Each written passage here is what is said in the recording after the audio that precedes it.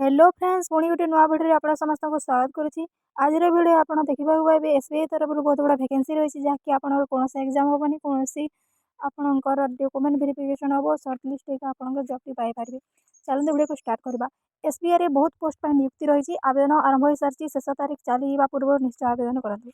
State bank of India द्वारा specialist cadre officer post में online आवेदन चली सारी कॉन्ट्रैक्ट बेसिस नियुक्ति होब। Available post VP wealth AVP wealth customer relationship executive vacancy SC ST OBC EWS UR category भिन्न भिन्न अच्छी। Customer relationship executive post vacancy सब अधिक अच्छी। रेगुलर और ब्लॉकेज मिसिक 284 पोस्ट में वैकेंसी अच्छी। मोट 293 पोस्ट में वैकेंसी अच्छी। क्वालिफिकेशन एज एंड एक्सपीरियंस कौन थी देखो। एज लिमिट VP वेल्थ में आपको 24 ରୁ 42 वर्ष, AVP वेल्थ में 25 ରୁ 35 वर्ष, कस्टमर रिलेशनशिप एग्जीक्यूटिव में 23 ରୁ 35 वर्ष रखाई।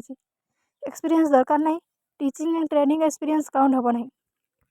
अप्लाई करने पूर्व निज डॉक्यूमेंट यथा resume ID proof, age proof, caste certificate, PWD certificate, educational certificate, experience letter upload करने आवश्यक। फेक बा फुल डॉक्यूमेंट अपलोड करेंगे ना आपंकर एप्लिकेशन फॉर्म टी रिजेक्ट हो। Job posting apply update circle भितर रहा सब किसी अच्छी डिटेल्स देखिए आपंकर PDF रे अच्छी। ऑनलाइन रजिस्ट्रेशन आरंभ हो सारी 2 डिसेम्बर 2025 रु शेष तारीख 23 डिसेम्बर 2025 पर्यंत रही। एप्लाई लिंक SBI रो ऑफिशियल वेबसाइट रही आम ताको डिस्क्रिप्शन में देदेबू आप जाकि देखिपारे। आउ डेरी करूँ नहीं एलिजिबल थिले अवश्य फॉर्म अप्लाई करूँ। एभली जॉब अपडेट आम चैनल को लाइक शेयर और सब्सक्राइब करूँ। धन्यवाद।